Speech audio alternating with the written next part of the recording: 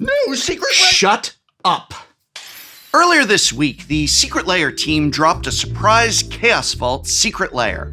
You might have missed the announcement as it came in between the release of Lorwyn Eclipsed and Teenage Mutant Ninja Turtles, just after the release of the 5 Fallout TV show Secret Lairs, and just before the announcement of 10 new D&D Secret Lairs. Did I get everything? That's everything that's announced in the 5 D&D? Either way, for those who did not miss it, one of the things that was most striking about this drop was its, and I'm going to be honest here, asinine pricing structure that shocked and bewildered the Magic community. The Prince Charming Chaos Vault consists, or rather consisted, because yes, it's already sold out, of 4 green cards, all of which relate to forests specifically: Dryad Arbor, Nature's Lore, Skyshroud Claim, and Wood Elves. All told, this is about $4 or $5 in value. And what price were Wizards selling this drop at? Wrong question. The correct question is, at what prices, plural, were Wizards selling this for? That's right, this Prince Charming drop was sold for $9.99, and also $19.99, and $29.99, and $34.99, and $39.99. And if you wanted this drop in foil, you could pay up to $49.99. And it's the exact same drop for all 5 printings. No added bonus whatsoever if you buy at a higher price point. Spending $50 got you the same $4 worth of cards as spending $10 did. And of course, the foil version costs $10 more for each tier. Now, this isn't the first time the Secret Lair team has used Chaos Vault to experiment with Secret Lair prices. They once sold a set of psychedelic flower power basic lands for just $1. And another time they sold double-sided foils in the quote-unquote fairest drop of all for $25 instead of the usual $30. But I don't have to tell you that those price experiments feel a little different than selling the same low-value drop for both $10 and $50. Predictably, the lowest $10 price point sold out immediately. Undeterred, customers bought out the $20 tier not long after that, and within just a few hours, the entire Secret Lair, every price tier, was totally sold out. Yes, even the $50 one. Why did customers spend $50 on something other customers spent $10 on?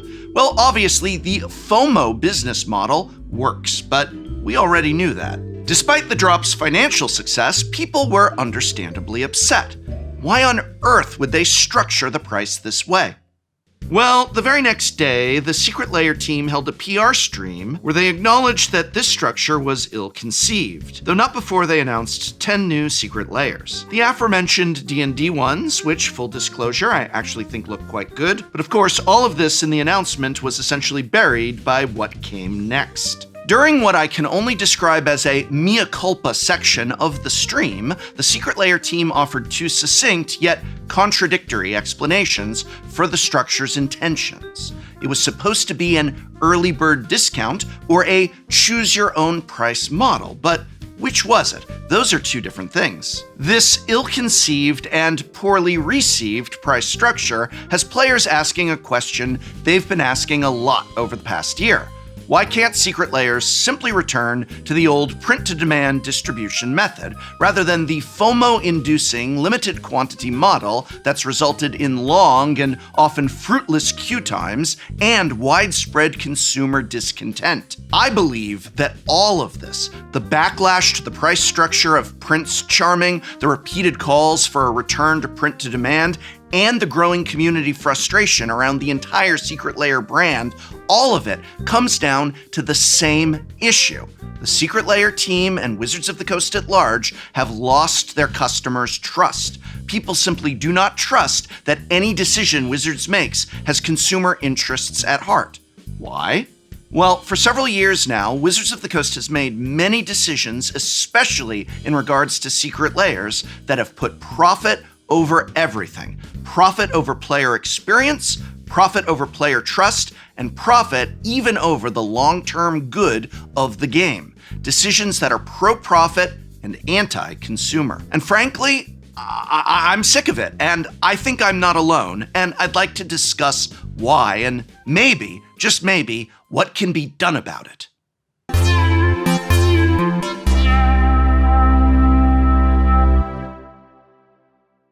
Before I dive too deep into this issue, there's another issue I want to take a moment to talk about, which is the difficulty and frustration of shopping for a new mattress. Yeah, it's an ad, but just stay with me here. Having a good quality mattress is important. You need a good night's sleep, and if you're not getting it, there's many reasons, but one of the top ones is that you don't have a good mattress. But what do you have to do to get one? Well, in most cases, you got to go all the way down to a mattress store where you're greeted by someone who might as well be a stereotypical used car salesman like out of TV. You've got to haggle. How are you haggling for a mattress? You lie down fully clothed with your shoes on a mattress for 10 seconds and then spend an enormous amount of money on something that's going to be delivered, dropped off, and you're done, you're locked? It's a terrible experience. That's why I love the high quality and high peace of mind and high guarantees that are offered when you shop with Helix and get a Helix mattress, who, yes, is the sponsor of this video, but hey,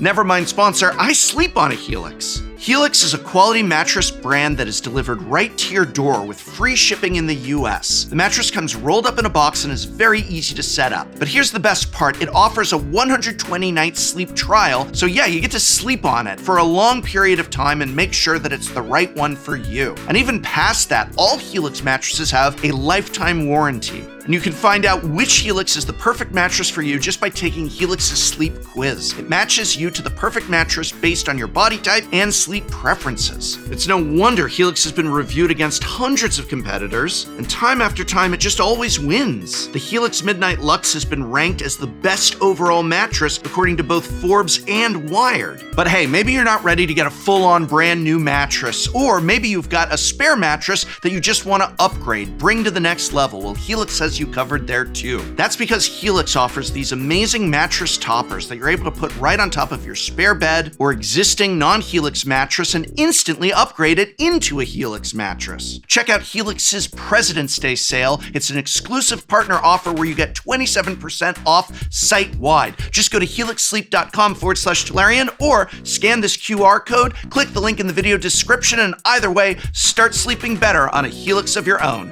Thank you, Helix, for sponsoring this video.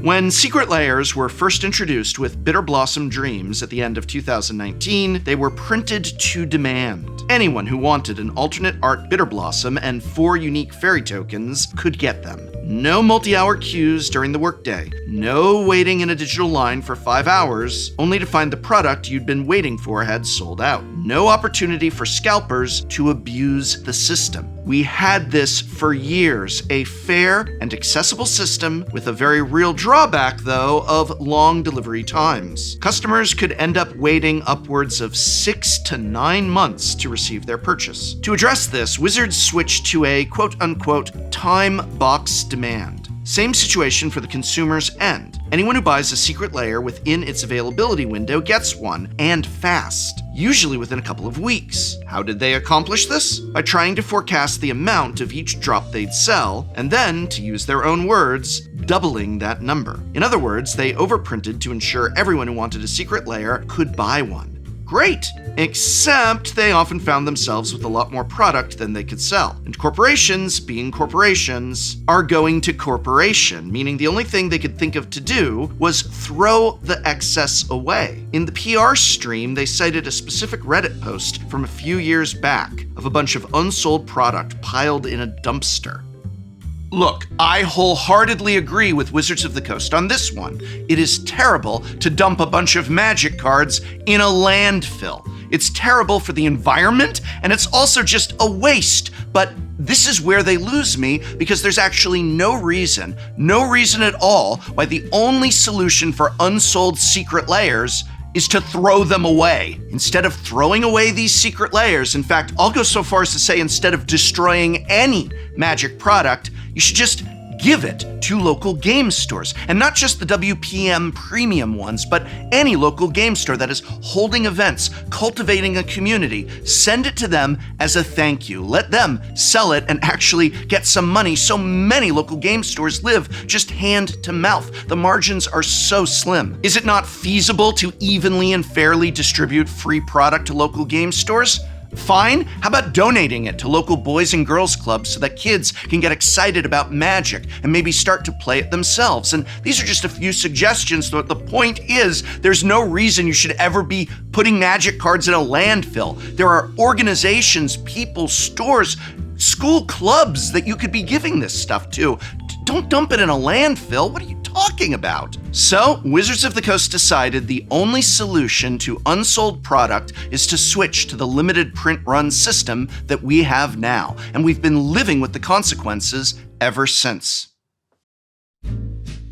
Over the past 2 years, we have seen Secret Lairs sell out within minutes. We've seen queue times of well over an hour, sometimes as long as 5 hours. Worse, there have been Secret Lairs where potential customers have waited in one of those queues for 5 hours, gotten to the front of the line only to find out the drop is sold out. They were in the queue, in the line, and they didn't get their product that they were in line for. That's not how a queue works. Talk about a masterclass in losing a customer for life. The limited print run model is an unfair system to those who can't find the time to wait around on their computer. It's an unfair system that rewards scalpers, as many Secret Lairs sell for exorbitant markups on the secondary market. Each time an exciting new super drop is announced to the community, only to sell out before the community has got a fair shot at getting access to it, that's another log added to the growing fire of community distrust and discontentment. And so it is no wonder that when an asinine price structure like the one we got for Prince Charming got announced, players simply did not believe Wizards of the Coast was acting in good faith. Can you blame them? There is some speculation that this tiered pricing system was an experiment to test how much customers were willing to pay for $4 worth of Magic cards. And maybe it was. In the stream, the team said they were shocked that the higher price point sold at all, let alone sold out. So what do you think Corporation is going to do with that information? It shouldn't be this way. And you know what? It doesn't have to be this way, hence the community clamor to return to print to demand. During the stream, the Secret Lair team stated in no uncertain terms that print to demand was never coming back. They explicitly said print to demand is never coming back. Why? They came right out and said it. The current limited print run model is better for business. Yeah, I bet it is. The claim is that they can't go back to print to demand or time box demand because of the way the Magic supply chain works. Secret Lair uses the same printing vendors as the rest of Magic, and indeed the same printing vendors as many other card games like Pokemon. So I guess you should be glad you didn't end up with a Pikachu in your Lorwyn pre-release kit. Anyway, all this means that they need to schedule their print runs well in advance of actually printing the product. They don't own these printers, they rent them. They also say that going back and reprinting extra copies of an earlier Secret Lair because they oversold it is a very expensive thing to do. And that's something I fully believe, by the way. They also can't place the print order after they've announced and sold a Secret Lair because of that backed up printing schedule. The vendors are simply too impacted to accommodate orders from the Secret Lair team on any reasonable timeline to get the cards in players' hands before months and months have passed. That was apparently true when Secret Lair started 7 years ago. And it's even more true today with how many products Wizards of the Coast is putting out every year now.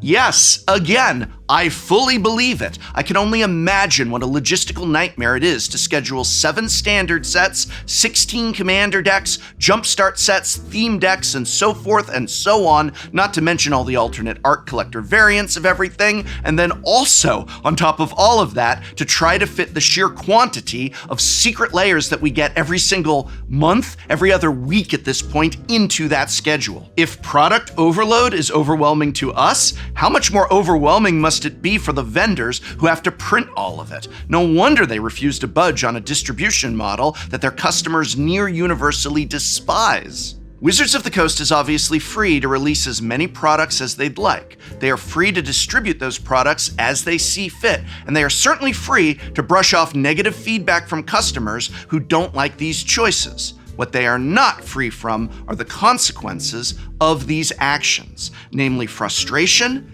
discontentment, and community backlash. People are upset. People are tired of all these decisions that are clearly being made, not to improve player experience, not to improve the game, but for one simple, obvious reason: to boost their bottom line. Min-maxing, min-maxing, min-maxing everything. No matter how much transparency they offer, that's the point where the buck stops. And I actually really do appreciate that Wizards of the Coast is a very transparent company that talks to us and has that dialogue with us. But at the end of the day, when they're going to come right out and say, well, we won't do the better consumer action because it'll make us a little bit less money, come on.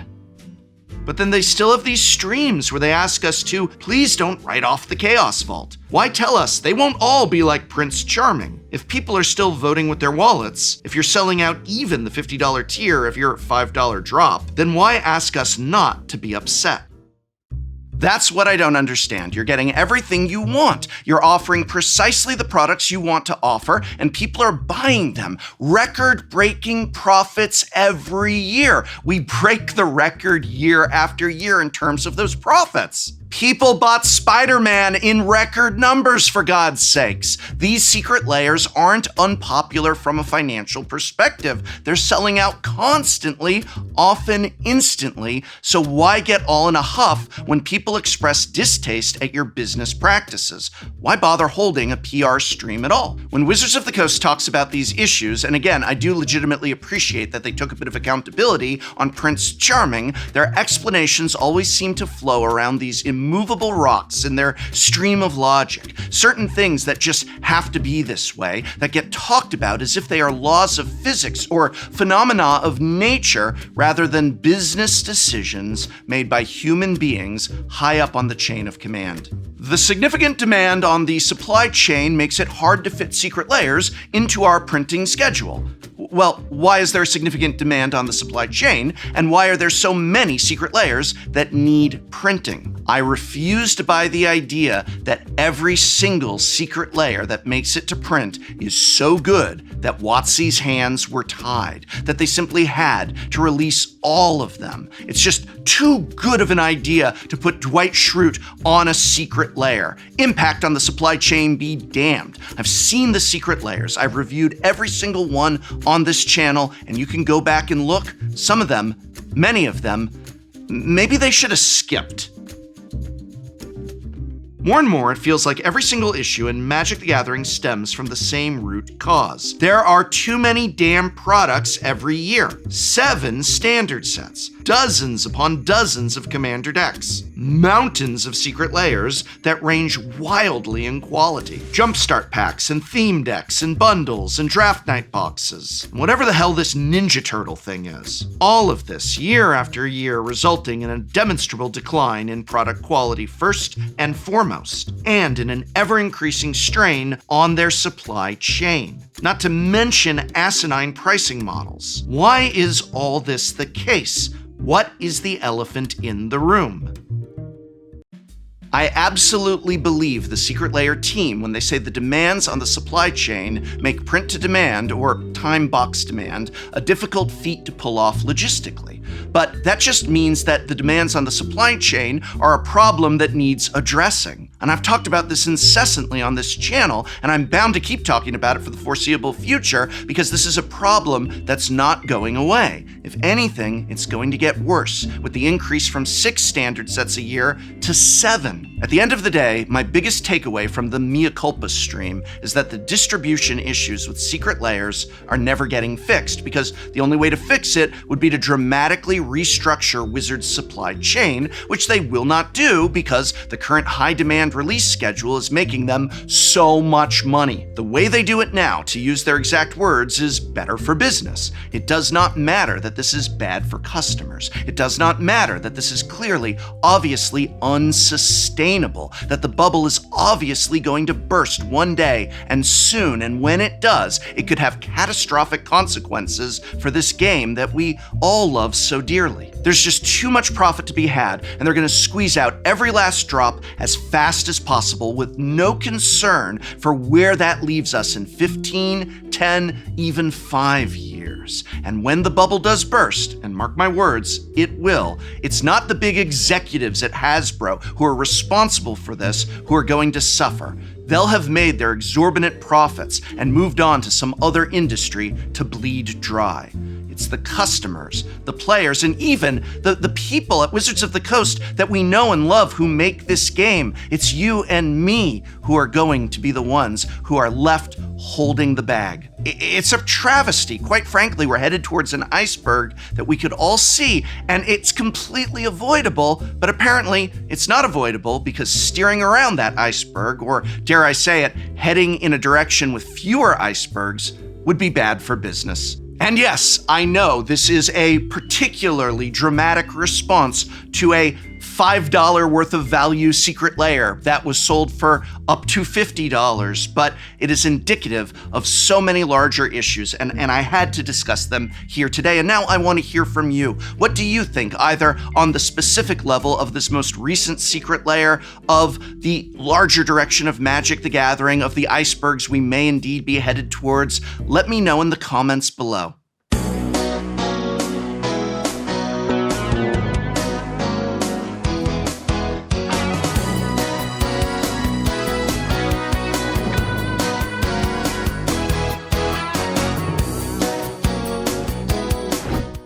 Next time on Shuffle Up and Play. What's up? It's Shuffle Up and Play with fans. We are playing with fan decks. Also, we're playing with a very special guest. I'm Mark Rosewater. I'm the head designer for Magic the Gathering. 30 years, and you have not killed it yet. I keep trying every year. I know you do. This goal of destroying Magic, Mark, you're not delivering, so. And the angel's gonna hit. Down to 6. Down to 6. Hey! Blood for the Blood God. Uh-oh. So the cynical loner is coming at Mark. I will take 3 cynicism. So we're doing a fair, logical attack here. Would you agree, Mr. Rosewater? This is logic. This is gameplay. It's actually politics.